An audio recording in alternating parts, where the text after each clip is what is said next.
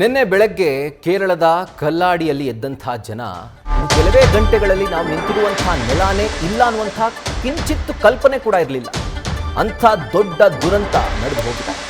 ಕೇರಳದ ಕಲ್ಲಾಡಿಯಲ್ಲಿ ಆದಂಥ ಭೂಕುಸಿತದ ನಂತರದ ಕಾರ್ಯಾಚರಣೆಗೆ ಈಗ ವರುಣ ದೇವ ಅಡ್ಡಿಪಡಿಸಿದ್ದಾನೆ. ಭಾರೀ ಮಳೆಯಿಂದಾಗಿ ಕಾರ್ಯಾಚರಣೆಗೆ ಹಿನ್ನಡೆ ಉಂಟಾಗಿದೆ. ಮಣ್ಣಿನಾಡಿ ಈಗಲೂ ಕೂಡ ಅವಶೇಷಗಳಿದ್ದಾವೆ. ಅವುಗಳಿಗಾಗಿ ಹಾಗೂ ಬೇರೆ ಬೇರೆ ಶವಗಳಿಗಾಗಿ ರಕ್ಷಣಾ ಪಡೆ ಶೋಧ ಕಾರ್ಯವನ್ನು ಮುಂದುವರಿಸಿದ್ದಾರೆ.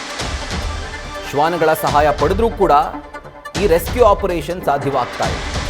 ಮಣ್ಣು ಬಂಡೆಗಳ ಮಧ್ಯೆ ಮೃತದೇಹಗಳು ಸಿಲುಕಿ ಬಿದ್ದಿದ್ದಾವೆ. ಇನ್ನು ಕಣ್ಮರೆಯಾದಂಥ ಐವರಿಗಾಗಿ NDRFನಿಂದ ಇನ್ನೂ ಕೂಡ ತೀವ್ರ ಶೋಧ ಮುಂದುವರೆದಿದೆ. ಮಳೆ ಮಧ್ಯೆ ಎಡೆಬಿಡದೆ NDRF ಹಾಗೂ ಅಗ್ನಿಶಾಮಕ ದಳದ ಸಿಬ್ಬಂದಿ ಕಾರ್ಯಾಚರಣೆಯನ್ನು ನಡೆಸ್ತಾ ಇದ್ದಾರೆ. ಆ ಒಂದು ವಿಜುವಲ್ಸನ್ನು ಗಮನಿಸ್ತಾ ಇದ್ದೀರಿ. ಇನ್ನೂ ಕೂಡ ಈ ಬೃಹತ್ ಗಾತ್ರದ ಮಣ್ಣಿನ ಅಡಿಯಲ್ಲಿ ಮೃತದೇಹಗಳು ಅವಶೇಷಗಳು ಎಲ್ಲವೂ ಕೂಡ ಸಿಕ್ಕಾಕೊಂಡಿದ್ದಾವೆ. ಸೊ ಹೀಗಾಗಿ ಕಾರ್ಯಾಚರಣೆ ಮಳೆಯ ನಡುವೆ ಕೂಡ ಬಿರುಸಿನಿಂದ ಸಾಗಿದೆ.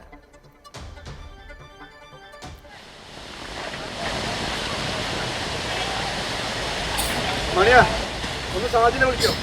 സാജിനെ വിളിച്ചിട്ടേ സാജിനെ എന്റെ ഫോണില്ല. സാജിനെ വിളിച്ചിട്ടേ ആ വൈഫിനെ വിളിച്ചു.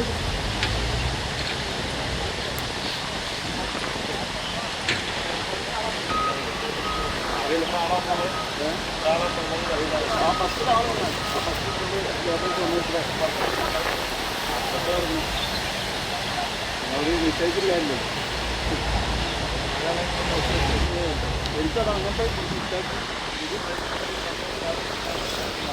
ಇದರ ಕುರಿತಾಗಿ ಡೀಟೇಲ್ಸನ್ನು ಕೊಡ್ತಾ ಹೋಗ್ತಾರೆ ನಮ್ಮ ಪ್ರತಿನಿಧಿ ರವಿ ಪಾಂಡವಪುರ. ಕೇರಳದ ಕಲ್ಲಾಡಿಯಿಂದಾನೇ ಜಾಯಿನ್ ಆಗಿದ್ದಾರೆ.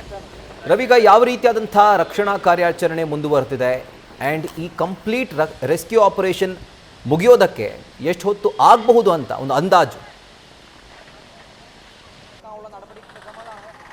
ರಾಹುಲ್, ನಿರಂತರವಾಗಿ ಸುರಿತಿರುವ ಮಳೆಯಿಂದಾಗಿ ನಿಜಕ್ಕೂ ಕಾರ್ಯಾಚರಣೆ ಸ್ಥಗಿತ ಆಗಿದೆ. ಕಾರ್ಯಾಚರಣೆ ಮಾಡಲಿಕ್ಕೆ NDRF, ಅಗ್ನಿಶಾಮಕ ಸಿಬ್ಬಂದಿ, ಪೊಲೀಸ್ ಇಲಾಖೆ ಸೇರಿದಂತೆ ಸ್ವಯಂ ಸೇವಕರು ಎಲ್ಲರಿಗೂ ಕೂಡ ತೊಂದರೆ ಆಗ್ತಿದೆ.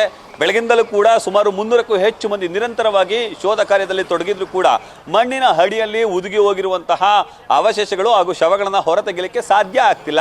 ಸುಮಾರು 20 ಅಡಿ ಆಳಕ್ಕೆ ತೆಗೆದ್ರೂ ಕೂಡ ಯಾವುದೇ ಕುರುಹುಗಳು ಪತ್ತೆ ಆಗ್ತಿಲ್ಲ. ಇನ್ನುಳಿದಂತೆ ಬದುಕುಳಿದವರಿಗೆ ಮೆಪ್ಪಾಡಿಯಲ್ಲಿರುವಂತಹ ವಿಮ್ಸ್ ಆಸ್ಪತ್ರೆಯಲ್ಲಿ ಸದ್ಯಕ್ಕೆ ಚಿಕಿತ್ಸೆಯನ್ನು ಕೊಡಿಸಲಾಗ್ತಿದೆ. ಮತ್ತೊಂದೆಡೆ ಈ ಮೃತದೇಹಗಳನ್ನು ಕೂಡ ಈ ಕೋಝಿಕೋಡ್ ಆಸ್ಪತ್ರೆಯ ಶವಾಗಾರದಲ್ಲಿ ಇರಿಸಲಾಗಿದೆ. ಬಿಹಾರ, ಮಧ್ಯಪ್ರದೇಶ, ಉತ್ತರ ಪ್ರದೇಶ ಸೇರಿದಂತೆ ಬೇರೆ ಬೇರೆ ಭಾಗದಿಂದ ಕೂಲಿಯನ್ನು ಅರಸಿ ಬಂದಿದ್ದಂತಹ ಕೇರಳಕ್ಕೆ ಬಂದಿದ್ದಂತಹ ಕಾರ್ಮಿಕರ ಸದ್ಯ ಈಗ ಮೃತಪಟ್ಟಿದ್ದಾರೆ. ಅವರೆಲ್ಲ ಮೃತದೇಹಗಳನ್ನು ಅವರ ಕುಟುಂಬಸ್ಥರಿಗೆ ಹಸ್ತಾಂತರಿಸಬೇಕು. ಹೀಗಾಗಿ ಅವರೆಲ್ಲರಿಗೂ ಕೂಡ ಕೇರಳ ಸರ್ಕಾರ ಮಾಹಿತಿಯನ್ನು ನೀಡುವಂಥ ಕೆಲಸಕ್ಕೆ ಮುಂದಾಗಿದೆ. ಇನ್ನು ಬದುಕುಳಿದವರಿಗೆ ಅಗತ್ಯ ಚಿಕಿತ್ಸೆಯನ್ನು ಕೂಡ ವಿಮ್ಸ್ ಆಸ್ಪತ್ರೆಯಲ್ಲಿ ನೀಡಲಾಗ್ತಿದ್ರೆ, ಇನ್ನುಳಿದಂತೆ 5 ರಿಂದ 6 ಮಂದಿ ಸಿಲುಕಿರ್ಬೋದು. ಆ ಕಾರಣಕ್ಕಾಗಿ ಅವರ ಶವಗಳ ಶೋಧ ಕಾರ್ಯ ಈಗ ನಿರಂತರವಾಗಿದೆ. ಇನ್ನು ಈ ಟ್ವಿನ್ ಟನಲ್ನ ನಿರ್ಮಾಣ ಕಾರ್ಯದಲ್ಲಿ ಮೊದಲಿನಿಂದಲೂ ಕೂಡ 500 ರಿಂದ 600 ಮಂದಿ ಭಾಗಿಯಾಗ್ತಿದ್ರು. ಆದರೆ ಸದ್ಯ ಈ ಕಳೆದ 3-4 ದಿನಗಳಿಂದ ನಿರಂತರವಾಗಿ ಮಳೆ ಸುರಿತಿರುವ ಕಾರಣಕ್ಕಾಗಿ ಕಡಿಮೆ ಪ್ರಮಾಣದಲ್ಲಿ ಕಾರ್ಮಿಕರು ಬಂದಿದ್ದಾರೆ. ಆ ಕಾರಣಕ್ಕಾಗಿ ಅವಘಡ ಕಡಿಮೆ ಪ್ರಮಾಣದಲ್ಲಿ ಸಂಭವಿಸಿದೆ. ಇಲ್ಲದಿದ್ದರೆ ಇದೊಂದು ನಿಜಕ್ಕೂ ದೊಡ್ಡ ದುರಂತ, ಮತ್ತೊಂದು ದೊಡ್ಡ ದುರಂತ ಆಗ್ತಿತ್ತು. ಸದ್ಯ ದೇವರ ಕೃಪೆ ಎಲ್ಲವೂ ಕೂಡ ತಪ್ಪಿದೆ ಅಂತ ಹೇಳಿದ್ರೆ ತಪ್ಪಾಗ್ಲಿಕ್ಕಿಲ್ಲ. ಇನ್ನು ಈ ನಡುವೆ ಜೂನ್ 20ರಂದೇ ಜಿಲ್ಲಾಧಿಕಾರಿಯಂತಹ ಮೇಘಶ್ರೀ ಅವರು ಸರ್ಕಾರಕ್ಕೆ ಪತ್ರ ಬರೆದು ಈ ಒಂದು ಟನಲ್ ಕಾಮಗಾರಿಯನ್ನು ನಿಲ್ಲಿಸಿ ಅಂತ ಹೇಳಿ ಕೂಡ ಪತ್ರ ಬರೆದಿದ್ರು.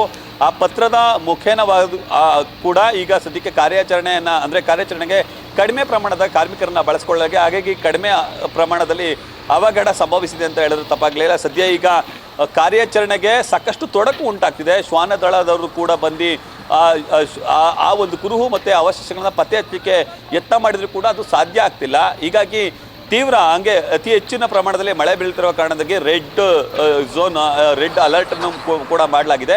ಈ ಕಾರಣಕ್ಕಾಗಿ ಸದ್ಯ ಈಗ ಕಾರ್ಯಾಚರಣೆಯನ್ನು ಸ್ಥಗಿತಗೊಳಿಸಲಾಗಿದೆ. ರಾಹುಲ್, ರವಿ, ಈಗ ಒಂದು ಕಡೆ ಇದ್ದಂಥ ಮನೆ ಎಲ್ಲವೂ ಕೂಡ ನಾಮಾವಶೇಷವಾಗ್ಬಿಟ್ಟಿದೆ. ಈಗ ಉಳ್ಕೊಳ್ಳೋದಕ್ಕೆ ಗಂಜಿ ಕೇಂದ್ರವನ್ನು ಸರ್ಕಾರ ತಾತ್ಕಾಲಿಕವಾಗಿ ಸೃಷ್ಟಿ ಮಾಡಿದೆ. ಆದರೆ ಎಲ್ಲೋ ಒಂದು ಕಡೆ ಈ ಕಂಪ್ಲೀಟ್ ರೆಸ್ಕ್ಯೂ ಆಪರೇಷನ್ ಮುಗಿದ ನಂತರ ಇವರ ಪುನರ್ವಸತಿ ಯಾವ ರೀತಿಯಾಗಿರುತ್ತೆ, ಸರ್ಕಾರ ಯಾವ ರೀತಿಯಾದಂಥ ಒಂದು ಕ್ರಮಗಳನ್ನು ಕೈಗೊಂಡಿದೆ ಇವ್ರನ್ನ ಮತ್ತೊಮ್ಮೆ ರಿಸ್ಟೋರ್ ಮಾಡಲಿಕ್ಕೆ ಆ ಒಂದು ಪ್ರದೇಶದಲ್ಲಿ? ರವಿ, ರಾಹುಲ್, ಕಾಲಾಡಿಯಲ್ಲಿ ಸುಮಾರು 20 ಕುಟುಂಬಗಳಿದೆ. 20 ಕುಟುಂಬಗಳ ಪೈಕಿ 2 ಕುಟುಂಬಗಳ ಅಂದ್ರೆ 2 ಮನೆಗಳಿಗೆ ಮಾತ್ರ ಹಾನಿಯಾಗಿದೆ. ಇನ್ನು ಉಳಿದಂತೆ ಮುನ್ನೆಚ್ಚರಿಕಾ ಕ್ರಮವಾಗಿ ಸರ್ಕಾರ 18 ಕುಟುಂಬಗಳನ್ನ ಮೇಪಾಡಿಗೆ ಸದ್ಯ ಈಗ ಅವರೆಲ್ಲರನ್ನು ಕೂಡ ತಾತ್ಕಾಲಿಕವಾಗಿ ಶಿಬಿರಕ್ಕೆ ಕಳುಹಿಸಲಾಗಿದೆ. ಅಲ್ಲಿ ಆ ಶಿಬಿರದಲ್ಲಿ ಅವರಿಗೆ ಊಟ ವಸತಿಯ ವ್ಯವಸ್ಥೆಯನ್ನು ಕೂಡ ಮಾಡಲಾಗಿದೆ. ಈ ಲ್ಯಾಂಡ್ ಸ್ಲೈಡ್ ಆಗಿರುವಂತಹ ಸ್ಥಳದಲ್ಲಿರುವಂತಹ ಇನ್ನುಳಿದ 18 ಮನೆಗಳಿಗೆ ಯಾವುದೇ ಹಾನಿ ಆಗಿಲ್ಲ. ಮಳೆಯ ಪ್ರಮಾಣ ಕಡಿಮೆ ಆದ ಬಳಿಕ ಮತ್ತೆ ಸುರಕ್ಷಿತ ಕ್ರಮಗಳನ್ನು ತೆಗೆದುಕೊಂಡ ಬಳಿಕ ಆ ಕುಟುಂಬಸ್ಥರನ್ನ ಅಲ್ಲಿಗೆ ಹಸ್ತಾಂತರಿಸಬಹುದು ಅಂತ ಹೇಳಿ ನಿರೀಕ್ಷೆ ಮಾಡಬಹುದು. ಇನ್ನುಳಿದಂತೆ 2 ಕುಟುಂಬಗಳಂದ್ರೆ ಯಾವ ಕುಟುಂಬಗಳ ಮನೆ ಹಾನಿಯಾಗಿದೆ ಆ ಮನೆಗಳಿಗೆ ಸರ್ಕಾರ ಪರಿಹಾರವನ್ನು ನೀಡಬಹುದು. ಇವತ್ತು ಸಂಜೆ ಅಥವಾ ರಾತ್ರಿ CM ಸತೀಶನ್ ಅವರು ಈಗ ಸದ್ಯ ಸುದ್ದಿಗೋಷ್ಠಿಯನ್ನು ಮಾಡಿ ಒಂದಷ್ಟು ಮಾಹಿತಿಯನ್ನು ಕೂಡ ನೀಡಲಿದ್ದಾರೆ. ಜೊತೆಗೆ ಈ ಕೃತ್ಯ ಯಾಕಾಯಿತು, ಹೇಗಾಯಿತು, ನಿಜಕ್ಕೂ ಪ್ರಕೃತಿ ವಿಕೋಪಕ್ಕೆ ಆಗಿದ್ದ ಅಥವಾ ಮಾನವ ನಿರ್ಮಿತ ಆಗಿದ್ದ, ಈಗ ಕೆಲವರು ಸಚಿವರು ಆರೋಪ ಮಾಡುವಾಗೆ ಮಾನವ ನಿರ್ಮಿತ ಕೃತ್ಯ ಅಂತ ಹೇಳಿ ಹೇಳುತ್ತಿದ್ದಾರೆ. ಹಾಗಾಗಿ ಈ ಎಲ್ಲ ಆ್ಯಂಗಲ್ಗಳಲ್ಲೂ ಕೂಡ ಪರಿಶೀಲನೆ ನಡೆಯುತ್ತೆ. ಸಂಜೆ ಮುಖ್ಯಮಂತ್ರಿಗಳ ನೇತೃತ್ವದಲ್ಲೇ ಒಂದು ಸಭೆ ಕೂಡ ನಡೆಯಲಿದೆ. ರಾಹುಲ್. ರೈಟ್ ರವಿ, ಮತ್ತೆ ನಿಮ್ಮನ್ನು ಸಂಪರ್ಕ ಮಾಡ್ತೀನಿ. ಈಗ ನೀವು ಗಮನಿಸ್ತಾ ಇದ್ದೀರಿ, ಇದು ಈಗ ಸದ್ಯಕ್ಕೆ ನಡೀತಿರುವಂಥ ರಕ್ಷಣಾ ಕಾರ್ಯಾಚರಣೆಯ ದೃಶ್ಯಾವಳಿಗಳು. ಆ ಸೇತುವೆ ಕೂಡ ನೀವು ಗಮನಿಸ್ತಾ ಇದ್ದೀರಿ, ಮೀನಾಕ್ಷಿ ಸೇತುವೆ. ಈ ಸೇತುವೆ ಯಾವಾಗ ಲ್ಯಾಂಡ್ ಸ್ಲೈಡ್ ಆಯಿತೋ ಅಲ್ಲಿ ಒಂದು ಸೇತುವೆ ಇತ್ತು ಅನ್ನೋದು ಕೂಡ ಗೊತ್ತಾಗ್ತಿರ್ಲಿಲ್ಲ, ಅಷ್ಟರ ಮಟ್ಟಿಗೆ ಮಣ್ಣು ತುಂಬಿಕೊಂಡಿತ್ತು. ಆ್ಯಂಡ್ ಈ ಒಂದು ಖಾಸಗಿ ಬಸ್ ಕೂಡ ಆ ತಿರುವಿನಲ್ಲಿ ಕೆಸರಿನ ರಭಸಕ್ಕೆ ಪಲ್ಟಿಯಾಗಿ ಒಂದು ಮೀನಾಕ್ಷಿ ನದಿಗೆ ಬಿದ್ದಿತ್ತು. ಅದನ್ನು ಕೂಡ ಗಮನಿಸ್ತಾ ಇದ್ದೀರಿ. ಈಗ ಒಂದು ಹಂತಕ್ಕೆ ಮೀನಾಕ್ಷಿ ಸೇತುವೆಯ ಬಳಿ ಕಾರ್ಯಾಚರಣೆ ಒಂದು ಹಂತಕ್ಕೆ ಬಂದಿದೆ. ಯಾಕಂದರೆ ಆ ಕಂಪ್ಲೀಟ್ ಸೇತುವೆನೇ ಮುಚ್ಚಿ ಹೋಗಿತ್ತು. ಇವತ್ತು ಆ ಸೇತುವೆನ ನಾವು ನೋಡ್ತಾ ಇದ್ದೀವಿ. ಸೊ ಕ್ರಮೇಣವಾಗಿ ಎಲ್ಲ ಮಣ್ಣನ್ನು ಕೂಡ ತೆರವು ಮಾಡುವಂಥ ಕೆಲಸ ನಡೀತಾ ಇದೆ. ಈಗಾಗಲೇ NDRF ಹಾಗೆ ಅಗ್ನಿಶಾಮಕ ದಳದ ಸಿಬ್ಬಂದಿ ಸ್ಥಳದಲ್ಲೇ ಮೊಕ್ಕಾಂ ಹೂಡಿದ್ದಾರೆ.